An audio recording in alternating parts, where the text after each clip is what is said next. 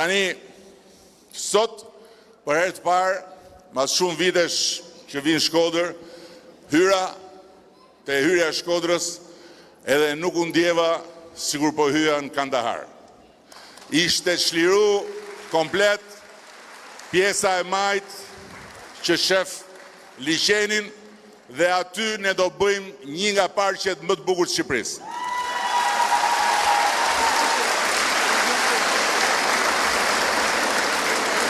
Po nuk është vetëm Shkodra, se këtu s'flasim vetëm për Bashkinë e Shkodrës, po unë jam i fiksuar me Bashkinë e Shkodrës, sepse këtu e kam pas edhe kunjën më të madhe që fiton gjithë Shqipërinë, hajde këtu hum. Fiton gjithë Shqipërinë, hajde këtu hum.